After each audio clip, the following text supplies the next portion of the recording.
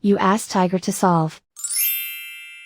This deals with linear equations with one unknown. The final result is y equals -21. Let's solve it step by step. Group all constants on the right side of the equation. Add 8 to both sides. Simplify the arithmetic.